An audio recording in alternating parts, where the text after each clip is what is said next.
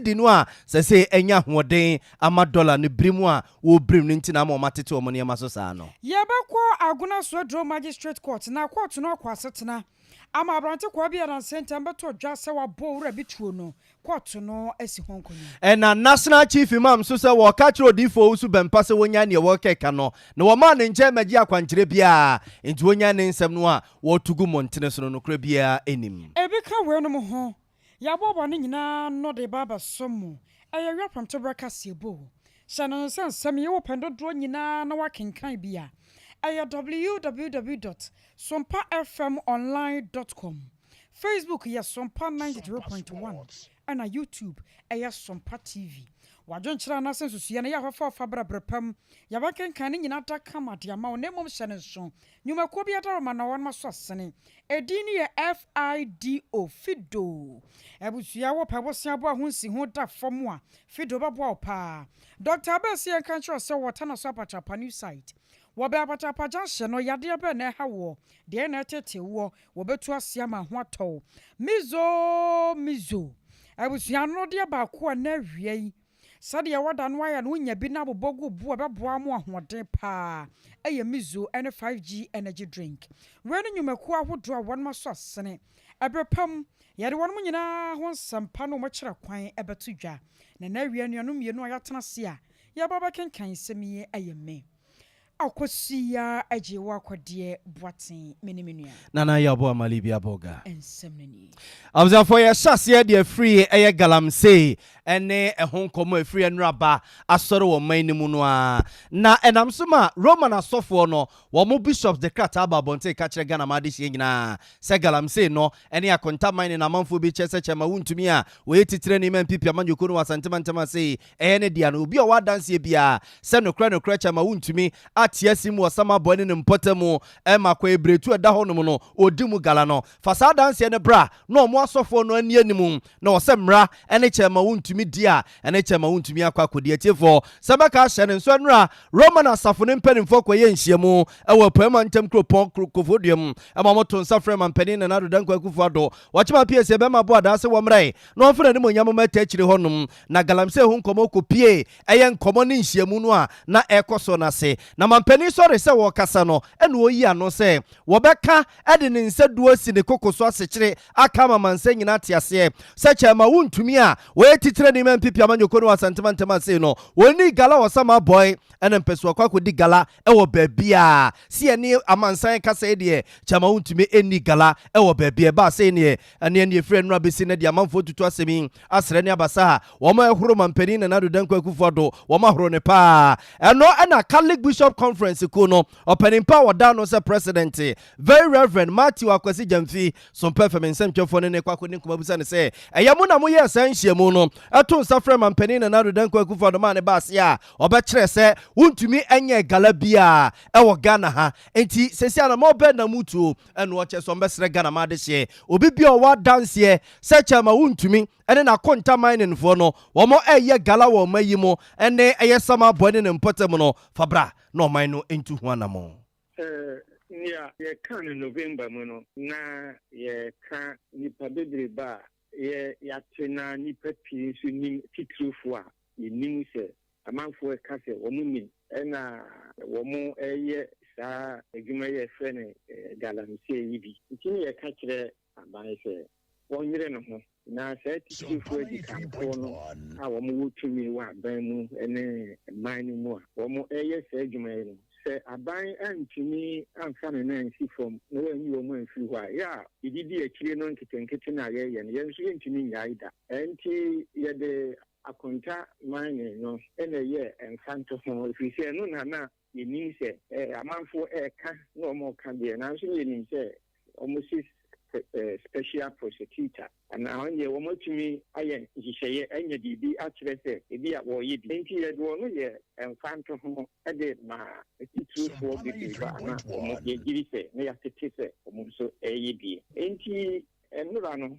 ye nhyiemu asofo we ye asofo nhyiemu na ye ena omanpanyin eba ho na ye titrenyi no ena ono kura wonye sofo ena wo kasa yeyi ne kitini ni wo kasa no ene wo kan se akonta man galamse na aban se wo he no mo yesu akonta man no o yidi se akonta man no oguso eye nti ene na omampani wo kasa yi no wo kasa be sie die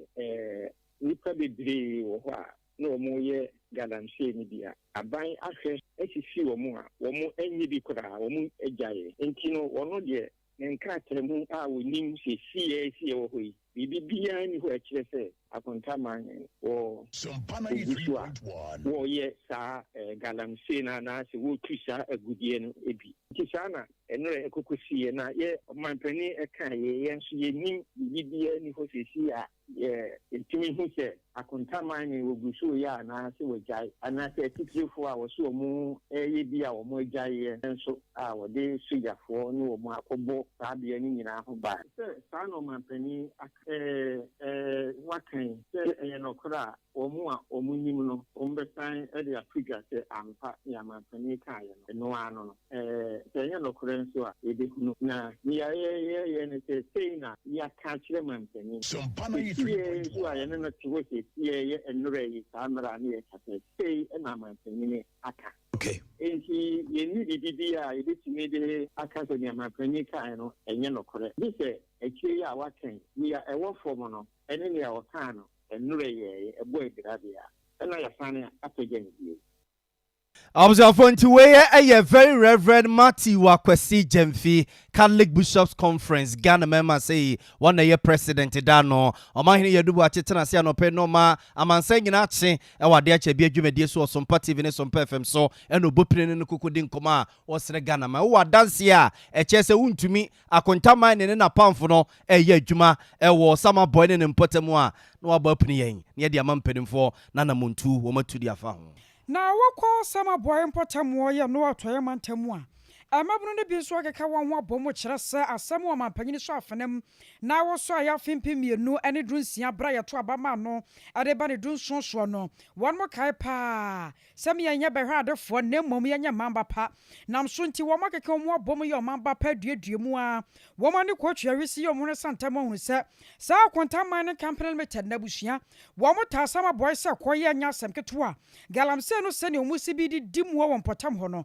ano eden enam so nti ne mampanyi nado waba monten so no baba san yakoyi ti a na wo me mampanyi ne nyadwen wo mu di ne ho yaw pa sa asem wa ba ye nyankan wieye mampanyi so ahyase a wototobo ereba park ne so na de amakuo ne ka se ne nyina ne yese mampanyi nadan kwa akufu ado wono na akwakoto asem yi mu nkyena mana be ye he ya wo kire muo sasa si akrampo na kontaman ne campaign method ya ene ne ho nsem aye dagwa wo maga ne mu no wo muntu gala bia wo maga na fana ba bia eyiso obi kogina ba bi na wo kansa kontaman ne campaign limited wo muntu gala edidi mu a de akosama boy ne mpatamu a na nipa koro woboa na ansa na yebetie mabunu ne no mampanye na do yesa nwuma da seni wura no asem wo kan ya menne emabunu nyina so akoma ahuri na won masori ababasa won mutie no momo yekotie bi ye ba ya na mabunu no so ebedi nkomo. Let me respond briefly to the chairperson on the issue of illegal mining. I want to assure him and all of you that Akonta Mining is not engaged in any illegal mining anywhere in Ghana as we speak. Further, the Ministry of Lands and Natural Resources has, through the agency of the Forestry Commission, with the assistance of the military, made the effort to cordon off all 294 sites of forest reserves in the country and rid them of illegal mining as we speak. We will continue to work to ensure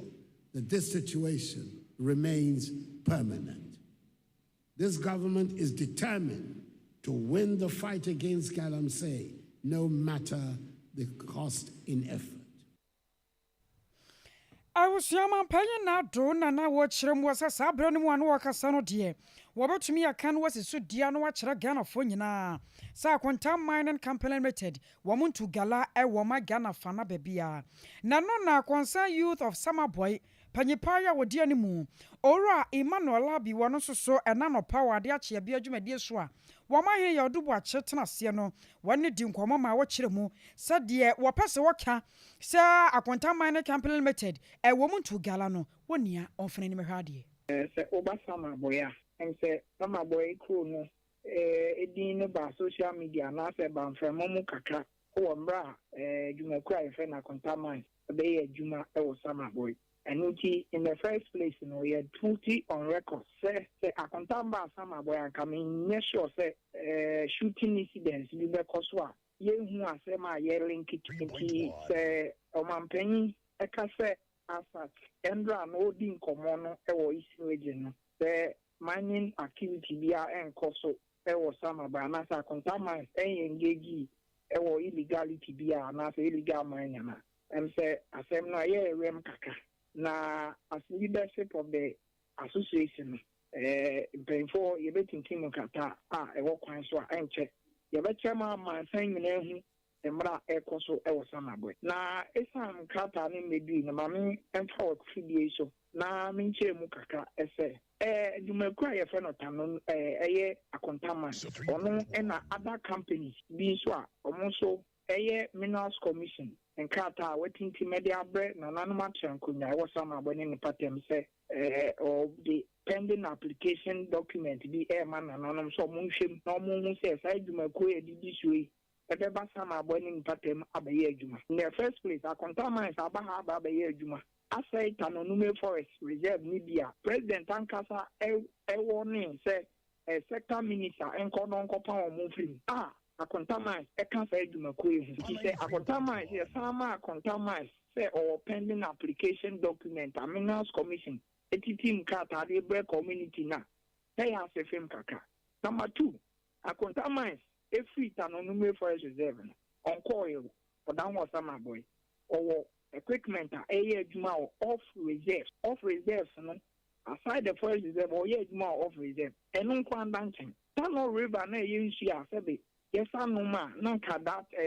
yena nanum ye wo ye ba ye de kua e wo summer boy in patem no samre anase Tano River me enu na say e de nti na say a contaminant ko ya jinema otu Galamsi ameno kase endra nyina na contaminate eguso ye adwuma for sama boy ne patem but on ru Tanonume Forest Reserve nti say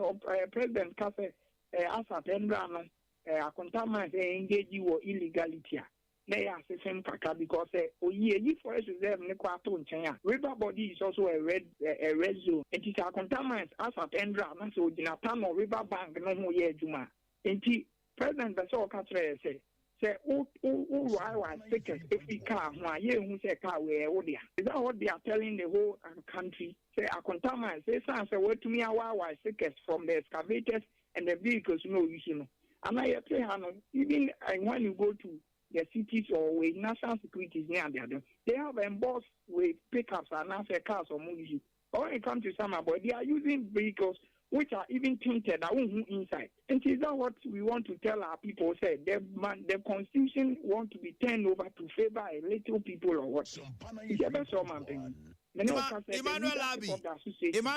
Mami Musawe said, what reaction from President Asemi Usama Boy youth and then leadership and Omanpenika will be, and what has been the reaction? In fact, the reaction in Sama Boy is that we are very disappointed in our president. We are very disappointed because Asemi Bayi, Nanke Yashasha say attempting in Ebay Duman Kasabe, one eye two of Koko Guye, or more two come during the clash between the community and our contaminants. And Kasabe will be two in the crime and call police custody. But up to now, nobody have been found culprit. There was some abandoned pattern. In fact, the reaction here is that the community is very disappointed in the statement of our president. And we are expecting our president if indeed he claims a contaminant involved in any illegality, then you go to me and see a person called non-Cassan number because sector minister Baha, the results are not the same. They come and go back and report what they did not even do. Abusua waya ora Emmanuel Labi concern youth of Summer Boy Panyipaye odi animu and watch us say one more demand panyu hwamo pa sa senwenso odna no atum. Abusua for yeguso Sompa 93.1 FM we are pram to breka se na nsa no be bia wo bia na yeguso a ye de mamo style bia bia ne wadwenche no nsusue fa be kan ho wabra wo kan ho ye social media platforms awdo no nyina so oko Facebook wa aha Sompa 93.1 FM Sompa 93.1 FM wo Facebook and oko YouTube wa aha Sompa TV Ghana Sompa TV Ghana wadwenche no nsusue fa bia bia ho yeguso a ye be kase ne mamo no ye be kan edia mamo so wa dance ye search ma untumi na konta man ne ye gala wo de fa to so ho fa ho videos ne pictures eto so honom edo ma Roman asofo nom de akoma mampani no mo etu ho anamo abusia ento akase no so ma ne yemfa mo free chama untumi ene na konta man ne nsem no ne yemfa mo nko ne akobi kan o se corrosion na siete for pa twere amponya krompo ehia mo beka hye ne nso a enra ye wi apram to beka se mu se ya ene de betu manem se special prosecutor no a amanfo bi kan se special prosecutor no o de krata aba bonte se ewura no mbebro wa ha ene ne wahase a odinani edi wo madwuma wo ma ayechi emu ba ko ye yewura Charles Edubu ahia na oye soafo a na ohwe o my God yesikasem ene ne ntoto so FB o hwe ne sikasem ene na dwuma ye dwurim ne katasesa ebe bata no ho wo ma ene de akiri eno ache lawyer kodwo uso afri yese John mpomponsuo kuku asene kurasene wono soso no na braba obebo ye ene achemota forest ya wodi fa bi ye will ema na busuafo so mo nkofa no eno soso special prosecutor chese na ni de akiri ena akontaman ne a eja omonam ne guapaso na amanfo tutu na sra ne abasa ehuru wo no mu chama untumi na dwuma wo ye e Summer Boy ne mpotamu no special prosecutor chese na ni de akiri pa na eba ne se ye no a eno eja tutu na sra ne abasa no a ene ye ne se John de ye nimpa sana sam ne sore ye no mranim ni a osore ye kodema no ekodema na busua eye nana obribu ahia bronya emre bi atwamu no ye twotwofo pani abedi akire edema MPP amanyuku no enu tie bekọ ne nkyene na akwa kodi nkomo na ansa na no ye di kan ene opani bi efe ne se Isaka amonkote kokodi nkomo papa yi eba no ya mamuo emu nsensemu a kwasibro ne kan se local governance obine mu pa we nyansabo akọ ho yene ne kokodi nkomo kobusa ne se sa na mon we ya special kwasipita kisia jabin wo ba betuei wo hu ne se nie ene wo chese ono no wo hu ne se bekọ akosi bibia o enkosia gabia ni ezo ono na adwuma wo ye mampani akufodo ne ma na adwuma wo se wo ye adwuma ne wi a won fa nkoma akobisu ne kai Anthony General no ono no hwemu ansa na so betu anamo bia wakọ akotu anamo no ento ono anu on hyeda ne ne hu bia sa eji adwuma ne de ohun se be kwa kosi bebia nkyere nkosi agabia me de bebia me butuo no special prosecutor adwuma na nkasa no constitutionally no me nyini se obetumi aye adwuma bia o enye yewura matiami dunko obi a edu beka kotena ho bia no me nyini se obetumi aye adwuma sorry adwuma na oye no ohwe ye mra ko na Attorney General ono no man direction or an appointment ni kwa be free ono no ansa na president agiatum so sa hono kakra no ha dwin na yemfa umra na o ma chichiri ye party for din semani na o sanfa o mo kogina amra asembibia na yenchi won aso menye ni se party ni bia bepini we se be aduma ndi se bia ban ni free ho na ban fufuro paw ni pa fufuro no na o chesi aban na okono a ena be ma de na ye de henu so nya sem no chat nkura se ono a ho no ono anya na aduma afei aban we ni ho ne ehwe so obetimi aye aduma na na se ayi pa de Absan for Penny Isaka amonkote yobia eba ne yenkurase ne apapa mamu ho nsensem a wabene mu pa oyafukutu mu kase mpunepuno kase nhye kwasibro ne kan se local governance expert ena naija obogo bo woni bia na chisa asem no atram no tram no kra say ei yeti kurimu na wo mampani na nado danko akufo do am adwuma na ne MPP fo a wo mo boa na ma na ye adwuma no wo sian wo makwa kodi sikenti wo kwa akwachi wo mu ocho ma do wo kwa akofan ya kwa kogin bedin ede ama se obetu eye sa na mo no na abusia ye hwani akwa wo ma no so na ye ne na obribo ahen abronye akwa kodi nkomo Sompa ka hye nso a emra lawyer Kojo Usu Afri yes John na sam sorry ye sa Chimota Forest wode aye wele ama na busuafo so mo nkofai abusua lawyer ni a osori abusua no fa no ama otwitwaji wo mu ekodema wo mu court a ene ensase adan ene adeade abusua ne saka wo made no nana obribo ahen na sabre ya special prosecutor na ka ntamadin sia wi abu aguso akota fre na batwe se chenchene a asemi obayuhem ayuhem akwa kosi ase no yekobusa na obribo ahen se anyempia no special prosecutor yi wato nsa afre no ana titiru wakwa lawyer ediama eyese John abusuen lawyer otie nka awia yi ye mo official pa esa mo ha mo akwa ba afin commentary megiri sempom ye na me ba roma ye de rade ase lawyer enkoma ye die eye efri enra krata special prosecutor de ba bonten se lawyer Kojo Usu Afri ye nyo no nko de but ewura no bi ka no ho a wo hwe wo nsem titiru efa ensase ebinum a ewa Achimota Forest ya wode eye wheel man abusua yinim sa wo soso na agya wo ye mranim ni edema abusua no special prosecutor ayima su 3 se otu anamon bi sei ehwehwe ensemu de afa se John na ensase ne na japade ho ana osi one I'm time sorry bi order court sa I'm person me shada say me mere say me ka ho asem ba cho wuti be ba cho lawyer meetie o pa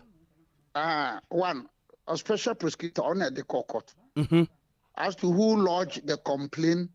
against John nobody can tell or the court ba cho temenka be ba cho lawyer mete won kapa ena me ko challenge ye ena yedi bem yedi bem no ena oye so wa file appeal so wa file na appeal so guso anameboa no kre yes so ye tie baby sometimes some of us don't want to person dey home be wura insani bebrem na sabi o sabi se kwaye ne se bia me kokko mabufu ba beti ase kra me he na wati ma prosecute wo mpacho ate na me kana se lawyer macho ase on se be lawyer panyini mfie so be panyini mani afi nti nyansem bia na ase bia mfa for beka se hwe wa horoba wati ase nyansem bia na ase hwe bet ohonu ma ase ba beti ase ni peti ase Ghana for eti ase no the whole 2022 no say no timi the prosecute say no the same court no ada otu aka say ohun aba no ahonkekam bia say o de be fight corruption no ne kan owura mpacho ka no kore no ne kan ai lawyer on ne kan if you are principled person to say me obribo ahen na ne working yampa say aba no ni ahonkeka so be fight corruption now you're special prosecutor what do a principled and honest person will say I've resigned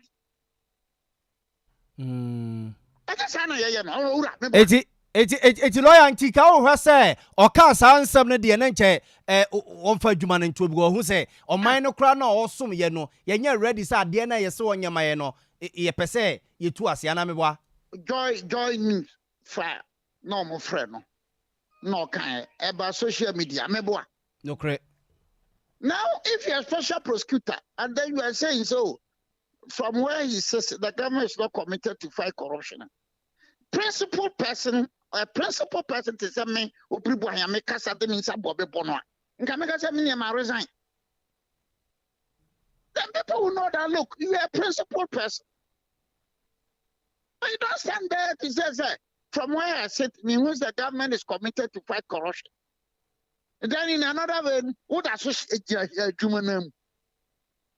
ba lawyer unyi ni so se bia aban ne moa no enti si wa manu ama meka ama Ghana fo hu se adwuma mode ma amenie akade ne ne ma wo se ba no emma enti Ghana fo me mama hu te bia ni situation a me wom so what do you just say look I'm going away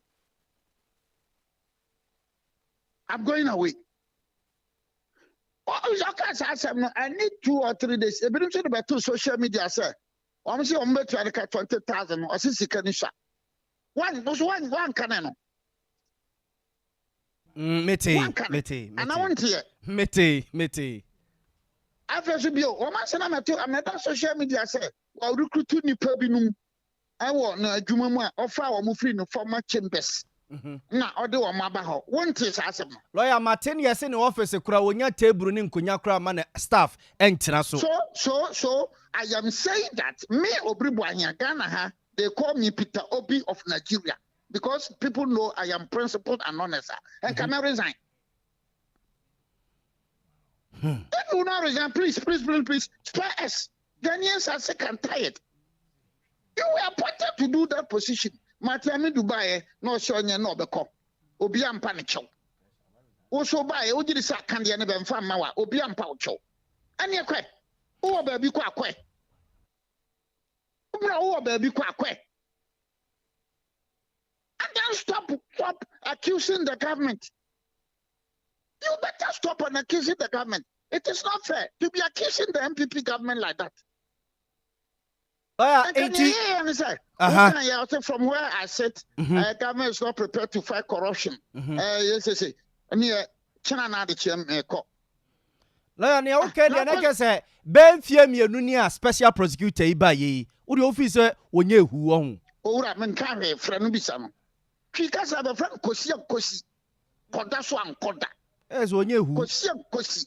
Koda so ankoda. You are saying that from where you sit, which is that the government is not committed to fight corruption. NT sana bununi beka NT to that extent, yenye dem view. And Kobe is okay, and to that extent, no, I am resigning. Fine. Then you go. Lawyer. Then people will take you serious. Lawyer. Yeah, minya. Na almost so omugina baby a omso mu fi say ebi a wasem a wo kan no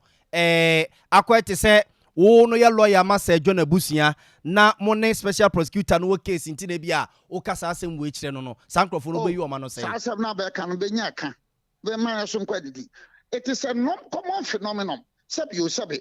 Roman Catholic sophobia. Ya sheno sofo.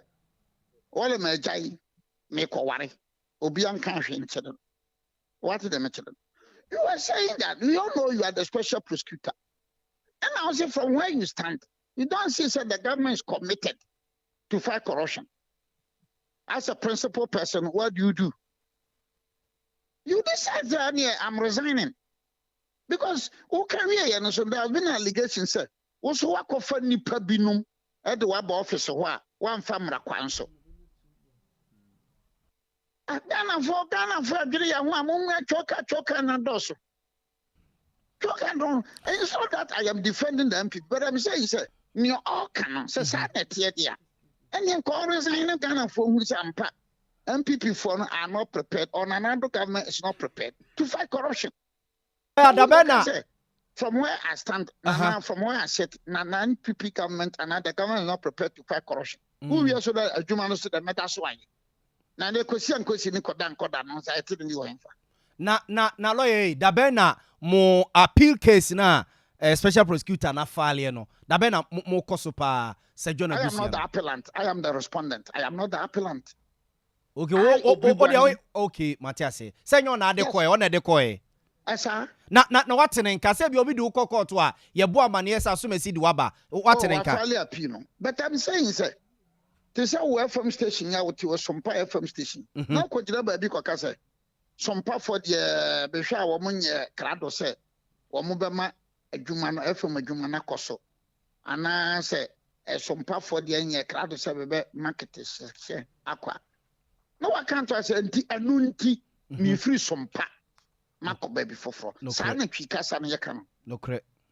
Now some part for the Empress Juman because some part for your crowd was about Catasia Macon. Now we made us what some power. What in penny some that. Lawyer, young fancy na yen to country to country a best about some. So yeah, that's what that Jerry. Oh, please. No, I can say from where he says the government is not committed and people for so poor,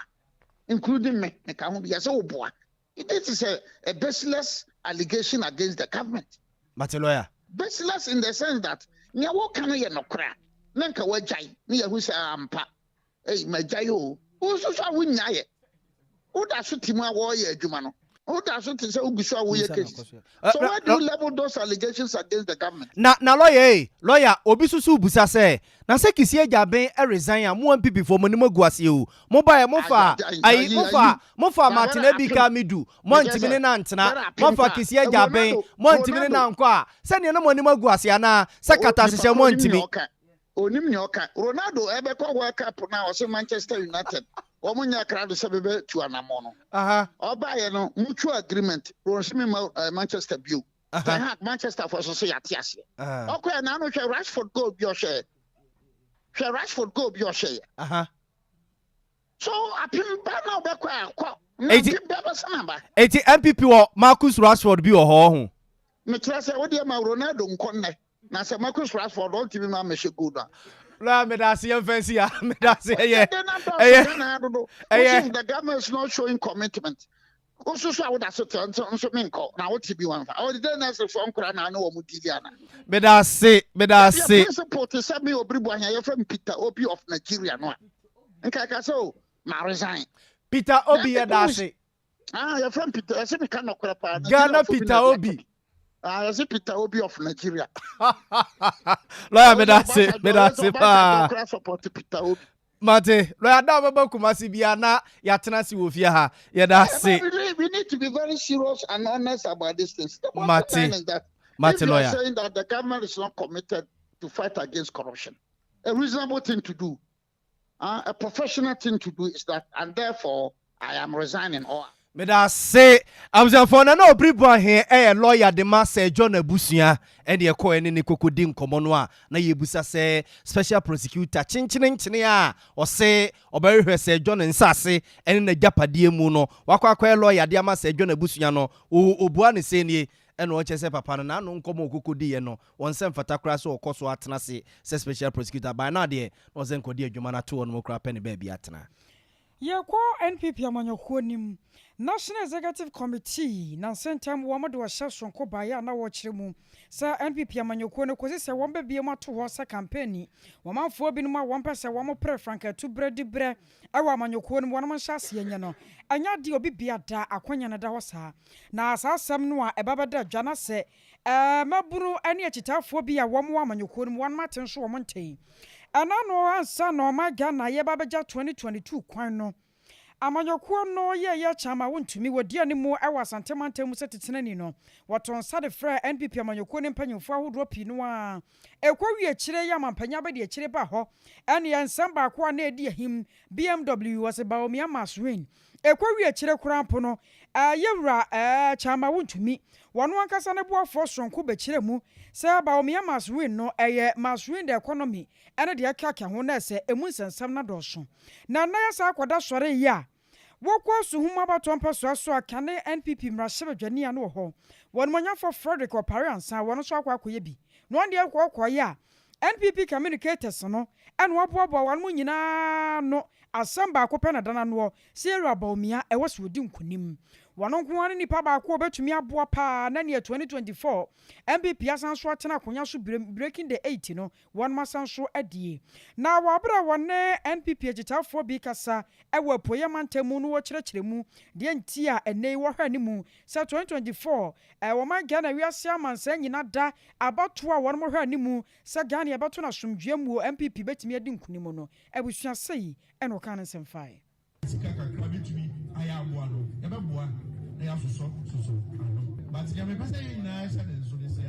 the more a party no extra power, the more the opportunities there be to solve your problems. President Kufuor Breso, I'm a deputy minister. Nana Dubai is a minister. Obisu, I am deputy minister. I am minister. Say you are one party the sign extra be one. Another opportunity to become another person. So what I say. And the end by me, you have 5-6 deputy ministers, former,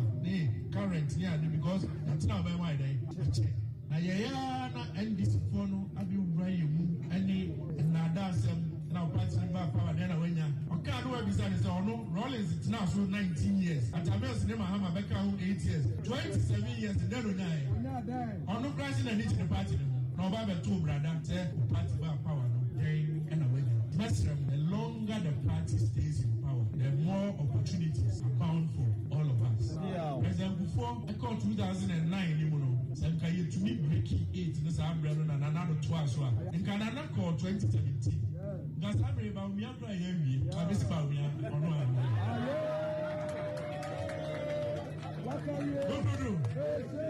And then there was on one. And that's happy. My younger here. Your person about so I know. It's my now, oh, the good news is a man of one room in your party general secretary. And I mean, national chairman. And I mean, regional officer. Party ran is a uncle for the moment you campaign movie. I'm just going to tell you, I'm going to lose you. Make that campaign, yeah. Now, the other one is a party them ran and said, yeah, campaign, I'm on it's a gem out. I was your way a cane NPP Amanyokona Marcelo Jania. Wajina de mama for was whom about 2 so over Frederick Opare answer. I was on fire to us in from free MPP Amanyuku no mabato mulezi omubutu emi makwakoto akoi franketu for dia Amanyuku ntonchen na ye fam mra kumasi abonte zebusia afi ye di bronya no a fi atwam we grade ni nyina ye kekesi ni anesa ena na bantma hene bafo usu amankwatia otoso nsia ene nsɛmtwefo di nkomo kakra mama ya fisia pa ena odi tudwa se hade ba ko ha ne party te no sase kumase ya kwakoye kurase obi kan omo se kan is a big village you say aha sa na kwakoye na eba se ye no nsɛmtwefo di ho nkomo a ene yesobo no ebi di bokeme na ebi di bo abemu mpanimfo na binum susu no de kakra twitwi na nanom ho so omo susu no mo ka wo bi ana makumase ne ayeyi ababe si ya kwakwa kioso mpata ene teburu nku a ena hunu kumase abonten so no na eba aseye no ena so perfect nsem twefo mo no tuasa no pekra no omahene yadubu achekyerase a no ma wiase nyina che wade ache bia dwumadi so Sompa TV ne Sompa FM so no Kumase Metropolitan Assembly mpanimfo adwuma omo ye no Kumase efri be na watch mienu nie etete gatam edudo montene so light ya Kumase nyina yetum no womo ehhehye no foforo no omahene yadubu ache ne Kumase mpanimfo di ho nkomo emo cheche mu anamo a wo mutu na nsamtwafo tisi montene so Sompa FM nsamtwafo etisi montene so ene Ghana ma de hye binum di nkomo titiru ene adrawafo a omudi ahyemfre Kumase taxi drivers trotro omo chika asakese ne adeade ena omo chese ache kra no se KM mpenimfo ene omo ka biewom Kumase asore kra deda esiesie kuri na kuri ye kurase dodo omo ya mtimi mpaki seka isini bi o mpaki omo be park na ne to okwem ne adeade ene ya na de traffic ne ba so adaru ali traffic na je kone nkontem na omugine kwani mfanipa adowa fona aka ho niema nso de kanto pa niema so emwadwuma no ye den koso there was good traffic inside the whole day obi kwani must be biansi ho police ni gina ho instead of go traffic na no direct traffic ma traffic na kwani dem as a driver ni bi a mistake also che no there bi o gina ha ama traffic na si na dwuma said man no onye so na waste time the whole day na kwa free of here obi to normal payment so odoma no go be ni nipa no fa no fa wuma ya wotiwe wotibe be chinye we woda kuna be sikwan ni mu e no te ho yes aso mu nyina free ona go ni nyina da ho so hanya be biasa eye market place ya so obi be tra kajetia da assembly yakai eni kwa say hanya safety and so tikwan lolo kwa ni e no te so e no to no ma yes oh yam panyin fo no you must say bia okokan say a next election ye beto abetia no enti wonka enu maja agum enu mbedu kon be sisi crop etiabo apa ho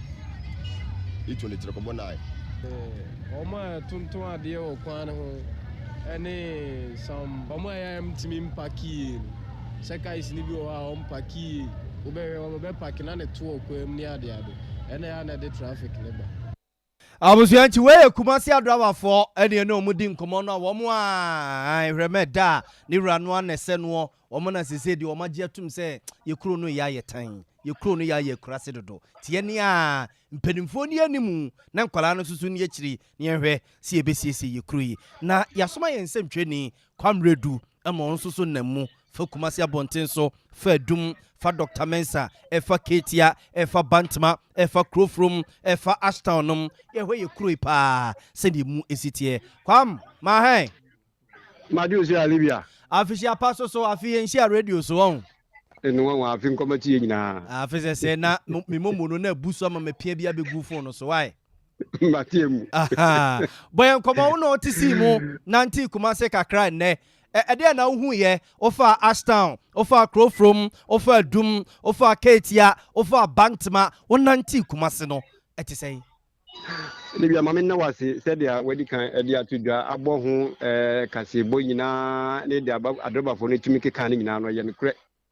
se wo fa Kumasi monten so wa behunu se ka dindidi tiro pa no abo be nondu kwon dia Libya na che se ekwan mu nyina aye mintim ne nyina aye efa ba bi no omo ankasa gibi to mu omo ho se adoba fo ne bi no kwan omo ankasa fa so efa nipa ahudo wo kwan mu no ya de emmoa esan se ono be heso akono na wohunu passenger ni ba ko pe wo kwan ho a o no agina no wofa eba sa no ade odi na tiri na so agba ape so agina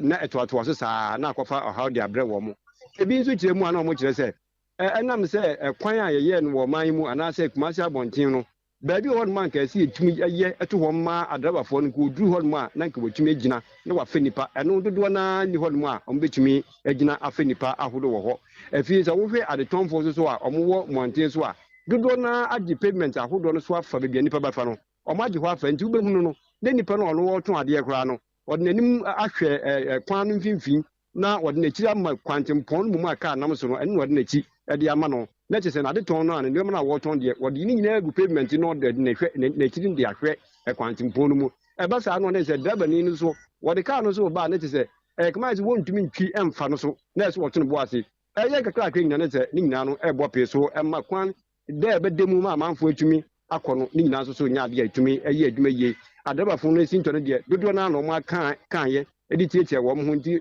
Libya so fo Kumasi abonten a enne nanti amenanti free ba ntumi nyina dodo na agitumi se adaba fo mo mpe so a ama ka ntumi content nyina efa ahuro fi enwema ahodo amakeka kan wo man kase wo mo carrot wo mo ye efi mpenifo ekwan wo mo ye ya wo man fa bebi ansi wo ama wo mo anto ama wo mo ntumi enyina emfenipa ana efi won kase so kwan fa so fenipa ahodo ene ade tonfo a omagi kuri ene ne monten so nyina fa eno ene ade a ha abonten so ama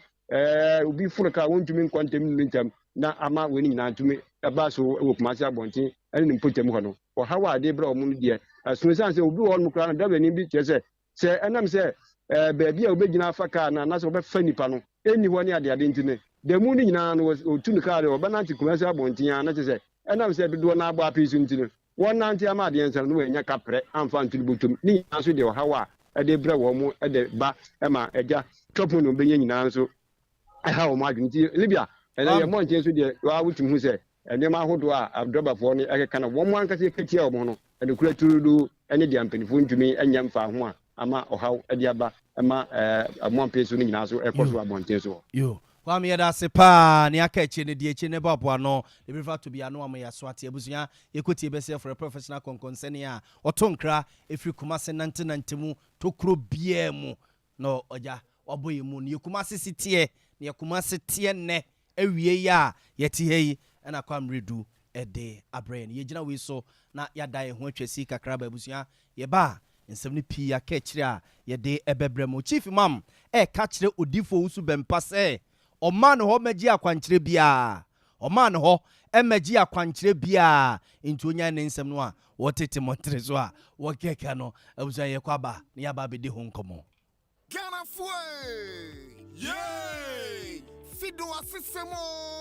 my people. Fido Transform Demo app. The new Fido app is pink and much more. Yes, your loans got quicker, simpler, and friendlier. And your loans in Kwa, ya add the Fido score. Ya de Pwauma unya besia kesie, and the insihu kakra bipe, and tifa Android phone. Na install it Fido app every Google Play Store. Sisia. Anna dial *711*999#. Channel Sosa Comfordos. Fido any agent bia. Untieska ansi ya maubesia. Ekwena befaso enya loan. And se ube download the app no ewo Google Play Store. Fido.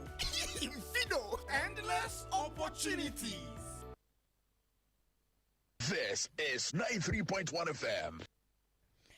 I was ya kwa mano sonia kwa kodim komo na yanka o manfo yawo. Na sentam ya dia wo sembe baba so mo free agona so adru. Ora bia wanya mfie no aduana miensa. So me operator no ye frɛ no kwaku yeboa. Agona asafo enotie. Na papa ya wo sam no se wogina ne fie anim ya wo ya kwolo. Dobo ya no se tuo pe. Abrantie bia baba tu ne tuo. Ya kyese woti nananom ewo ansiedo. Na asam ne ba ye no aposifo de akira ba ma mu no so na sakwakwaya aposifo asem ye kwaya ba agwakodi agona so aduro magistrate court one monsem na court no kwaso asetena ba bia asem na kwasi bia no yambase baje aka yamane bone ebeneza wusu ansa wonna ko hono obebo emu nchemu ebe no ma he akosia me joso motena asem no so na kwasi sai medasi his lordship Isaac appear to wono na oye piempeni a wotena adwama wototo abranti ya no ewo magistrate court a ewo so adru na wabra wo mu edi atsem die ne koso na na wode tudwa akire mu se sa abranti ya dodo na afra no so wa dodo na nim se oye saka wa man wono edi betu dwa akire mu se abranti a ye frɛ no kwaku ye bo oye operator waba be gina ne fie anim a oye ko enu nti won tiase se abranti na ba be gina ne fie anim na kasa ne ne nyemu no so no na abranti tata sa kwaku ye bo akire se wonya ne nkwa a obegye free ne nsam anokwasem enu ne kofa asasem ba wo gina so ma abrantie wo bo ne tuo na enu ada ye de kopie mu wo court wo so aduro no na judge pm panya o tena adwam edi tu dwa kirem se sa abrantie etimi de mra ahye ne nsam etimi ade awuse no wo no ankasa no wo onim se asotwe wo homa no enu ati no so no wasa to aso kirem se se ne be ya wo betimi ado suko wa asem no fiko abo ma hunu se abrantie a ye frɛ no so wai body for no ankasa wagya to mu se wadi for no wo mu fa abrantie nkosie bosumi ye be wuram ye ne de etoso bosumi ye wuram ye wo mu ye ne de etoso dunwotwe no yensa fa abrantie no emra court na sa asem ehu na no nana akosi wono na wono so eya asase na asase a wo mu te so wo so aduo no wono asafo wono na te ohwe wo so ohene na wono ene sompa kase bo ebonkomo na mu ntie kon fa so ochechire mu kire enche biana me baba ko beka kire me say na kontan onam hanu ma oko boy ni di tro di na ti akọ ma kontan ni fie say oyo kromfo be bia no nti say wan kire ba bi ote a obebo nutu ana okọ ni fie ba bi ote nti odu honum no say say hanum na wote dia ende wo so no ja me ba na kontan no eno ba wo mebo mama ne no in fact the bufu pa na me ka kire me ban say nka won call police station no won call report asem no enu echi asan attempt obi biem say obebo no tu e wo hono nti sa boy no ya ye no attempt bebre say say yetu ni fia but no o call report case bia wo police station na e basa enu nti no kwan a ye pese ye fa so eni say boy ya abranti a wakunu sesi ai in fact on panu asem onama boko assassin me anam de manu abusia panya kwasi mensan ya tenen kan wei aye ebra man boni ebenezo wusu asan kopie mu wa gona so dro magistrate court na wone no atwetwe san komo ya ɔno so nkyɛmu ahodoɔ wɔ no ɔde ama yɛ Abuzafo awie yɛn tete abato Sompa FM nsɛmtwafa pono so kyerɛ sɛ fosufoɔ no kyɛ so matete ɔmo nneɛma nyinaa so nti ɛne donko mi adoma da so obia emeyi bi we ɛyɛ Ghana Used Clothes Importers and Dealers Association for ɛna yɛn nsɛmtwafo nhyɛmu no ɔmo kyɛ sɛ ne nti a ɔmatete ɔmo nneɛma so nyinaa ɛne broni wawu socks broni wawu kyɛ broni wawu dross broni wawu singlet broni wawu boxer shorts ne nyinaa ɔmatete so ne nyinaa yɛ sɛ Ghana yɛ sika no ahode abam ama dollar ne tete a ɛna tete ba fo na ma ɔmatete ɔmo nneɛma so ɔpani Asante Boaten Kwenin ɛna ɛyɛ president anasɛ twetwɔfo pani ɔdaku na no ɔde nsɛm sɛ yi ɛto yɛ nim ebra yes our press conference no ya kan sɛ yɛate so 30% no korɛ adeɛ kye ya pɛ ɛne yɛ hyɛ aseɛ sɛ yɛate nneɛma no so 30% sɛ ne yɛ kan no bɛkɛɛpɛ na nea yɛpɛ sɛ dwadifoɔ ɛte aseɛ ne yɛ customers ne nyinaa te aseɛ ɛne sɛ ɛbaa saa no ɛyɛ dollar no ana ɛwɔ 8 cedis na yɛnsua hunu sɛ ɛyɛ dɛn ara a ɛbɛsan koraa ɛso ate akɔbɛyɛ 7 anaasɛ ɛna maa yɛkɔyɛɛ saa press conference na yɛde saa press release no ɛbaayɛ a yɛkaa sɛ yɛte yɛ nneɛma so 30% no ɛnu mu no yɛnya akɔhyɛn bi a ɔmo bisa yɛ sɛ di adeɛ kɔkye na sɛ kɔba sɛ dollar no saa kɔ soro a ɛdeɛ ne yɛbɛyɛ anaa ɛma yɛsan gyina hɔ ɛkaa sɛ ɛyɛ dollar no a aba fam no nti ɛna ama yɛn nso yɛte yɛ nneɛma no ɛso Abusuancho Pani Asante Boaten Kwenin na ye General Secretary oda eye fosufoɔ na no na ekoma ne bisuso no e de nsɛm sɛ tu ye ne mu sɛ ɔmatete ne ma no so nso ɔmo nkrɔfo no ɔmo betu kɔ no setele ye bo no ne gyina ne gyina ɔmo mpɛ so ɔmbɛtete so 1,000 they say about 1,700 and normal and a ton it say be 1,250 and about 1,001 and normal and a ton 2,200 and about 18 it's in difference in the usha student pants and near ton 3,000 they say about 2,400 it's no can't say so I mean make me do why it's no yatati so no money there yatati so bebre yatati so no I say bia ye too fame no passengers for no more kasa ba ombatati so kwa omuntimi to so bum ombatati so kakran nti saa na yeso ebi no wawu na ye kwa de ende yesesa koye be 1 month ansana no month so na eba ye ntiti so down kra de mu na emu ya hwehwan so kakra se be ye kofa na ema no ye fa na boarding eti abai ye beti so kakra asu said the first na ye ton ene die ye hwehwan so kakra 30% ye adwuma ba gusu ayeye ne die so nse said the take call from say assign raise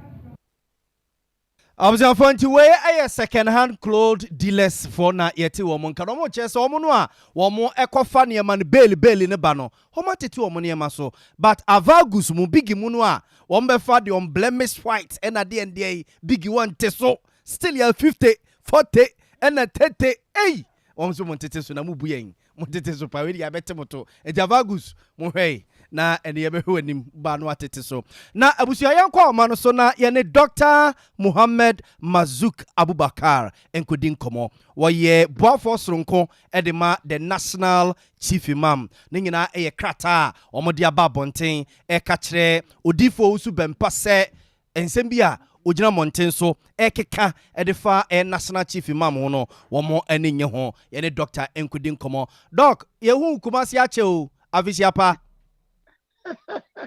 Afisiapa. Na doctor ho ye. Mpacho ye danyamia say doc national chief imam mo concerns pa about osofo usu bempa ye die chechemu kakra kire yen. Okay. Me da si bebre any me throw me twi nu enye kra enti me beka English. Okay, o de fafra kakra ma ya ne enko. All right, thank you so much for the opportunity. I am a Kumasi born, so I'm a man of Osekro. But then I lost my tree in London. I will try as much as possible to be a perfect tree speaker next time. Inshallah. Yati. All right. So all we are saying is that this is a brother of ours. We still see him as a brother because Islam and Christianity constitute the same fraternity. Islam and Christianity come from the same Abrahamic origin. So we are brothers and sisters. But we have realized that he has decided to use the name of His Eminence the National Chief Imam as a subject matter of continuous provocation. This can cause violence. And because we are peace-loving people, we have decided to bring him that to public notice and to refer him to the IGP, the national security, the leadership of the Christian community in Ghana, and any other relevant institution, so that at the end of the day, they can bring this gentleman to order. Remember, 2 years ago, he did that. He apologized to His Eminence, the National Chief Imam. The National Chief Imam accepted the apology and even tolerated him. In fact, he accommodated. He came to the house of His Eminence, the National Chief Imam. It was a very good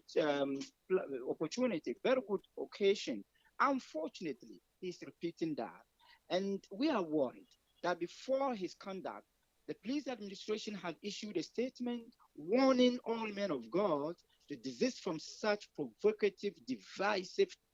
controversial prophecies. He hasn't listened. He has the time. He may have the right to disobey the law, but he has no right to use the name of His Eminence, the National Chief Imam, in his disobedience of the law. And that is why we have made it clear that this time round, we will use all the means within the confines of the law to bring him to order. We don't want violence. We will never ask anybody to visit violence on him. Doc, na have you communicated to Pastor Usubempa mo concerns ya mo rezi? Ma communicate formally to Pastor Usubempa about mo concerns? Yes, we have decided we have done that, but then we have sent the same release to him. We've sent the same release to his office. And all we are saying is that, look, this is not an issue between Reverend Owusu Bempah and the Islamic community. Remember, this is a national issue because the consequences of this issue will affect the whole nation. This is a potentially dangerous issue that the whole nation can be victims of. So it is not just a mere matter between us and him. It is a matter of the nation. And that's why we want all of you, all members of the Ghanaian society, to be witnesses of what we are doing. Doc, also Bempah so deny say onye any prophecy like that about national chief imam. No matter because of the formal communique about Bonting just this afternoon say onye any prophecy about national chief imam the last 31st night service or Matiana. Okay, so my brother, he can deny the content of it, but can he deny the mention of the name of His Eminence, the National Chief Imam? I don't think he has denied that. We are not just talking about the prophecy alone. There are so many things. One, the prophecy that they are denying. Two, the use of the name of His Eminence in that prophecy. Three, the claim that nobody knows what went on between him and His Eminence in the bedroom of His Eminence. These are all instances we are talking about, and we are not only limiting the issue to whether he has to the issue of the controversial prophecy about His Eminence. All that we are saying is that this is a reputable man, a man of international recognition. Don't use his name in your so-called controversial prophecies. That's exactly what we are saying. I don't think there is the need. Even I, a young man, a servant of His Eminence, will not allow my name to be dragged into the mud, into controversial prophecies. So whether he has said anything bad against His Eminence or not, we are still not happy that the name of His Eminence has been mentioned in his prophecy. You're grateful. You're grateful. We are pa. Nyaminsra we da se. Metsumi da se bebre. Na ya behwe wani mu okuma se na waba be di fufu why? me baba. Yo. Yeah, grateful this afternoon, Doc. Yeah, that's it. Dr. Mohammed Mazouk Abubakar, and at Yeneno Kokodin Komono, your personal assistant, Edema, the national chief imam, way a krata or Modia Babonting, so more catch you diffu Suben Passe, and Yano Creda, send national chief imam, Abeja Quantre, Abehu Shibrim, I want a honum, I walk around with the 100 and. No, baby, she bring him say, but on the phone, super passes to the crata babont, and on a 2 year TV, CCA, or no so deny say, on chain kumubia, and far a national chief mammo, one kind, say national chief mam, ababeja quantre. Ebiana ni shebremu de na well yejama wo mu na akwa GP ne Christian cancer ne mperimfo honde ye de besia na chiri ye de ne de chiri bifra to bia no ye mfa nka memo abusuafo ani enkwore ye shebremu wo fido ho abusua we no ayabosia bo ho shebremu abeboa wo pa ama sika bia ya wo hia no wonsa tumi aka yenye ni se kodi bro nya no bia sika san ahye ye no kore enti wo hia fido fido dia busua wombosia bono eye simple de yana so babo star 711 star 999 hash na utem star 711 star 999 hash bibia badam pefe ana Google Play Store na download di fido app no na won mo se mo nhyɛ no nso fido ni agent bia wo babia wo mo fra won kan kyerɛ sande sika ansa ne yaso de na ma wo da bida afei one mo Facebook page no abusua blue check mark ne blue enti ya no wa hyɛ no nso de amaye wo mo ni WhatsApp platform bia so ya wo mba send o message de asiso Dr. Abasi an kan kyerɛ sɛ wodi bro nya na wie be hwe wapomden apomden de ho hia wonu sɛ ne yade aka wa baabi e wo so kokora wontumi nko na adafie no anwe wo se eno ti Dr. Abasi wo de fa wo yade ne bra ma wo hwentu asem fa ma onyame adom so wo besa sɔre agina wo na so seke so yade anase mpo be mo ayemre wo mpem oba nso saa edura na dwana mo nyina mo da ho wo kwa kodon so ne mo ayemre fa kwai na wo mpagya mo mfama wo fiber de yade ne ha wo sahania anase twere yade ne nyina da wo di ho dwuma ye wota na so apachapa new site wo ba apachapa junction no mo afre doctor 0245 345 392 0245 345 392 and 0506 460208 mizo and we are not dear bakopa nianum a mizo and a 5G energy drink wo pa no dia ti apogena na naso ahodi wo mbema okala to so wo ba ye wo din abre nyina a mizo and a 5G abusua bra bia ya Sompa FM ye di edwuma no abronsa kase anim ewa na mizo and a 5G energy drink na ya pene do so po ne ade aguo won so bra na betu bia na se frɛ ya homa ni nkomo 0246 270 221 0246 270 221 Observe for the sina madwenche ye monitor mo amode messages by ye monitor na yen sorry na Rocky DJ nsum ha na Sompa sunyan so ensum amisko spelele kasoa what be by ye da say o si AK hawato so Dr. Alhaji Mahmood Bawumia magana madi sie nyina fisia pa KK kasoa wono so kire se o magana mani adi sie nyina afisia pa titru ene na nado dan kwaku for ne Vice President Dr. Alhaji Mahmood Bawumia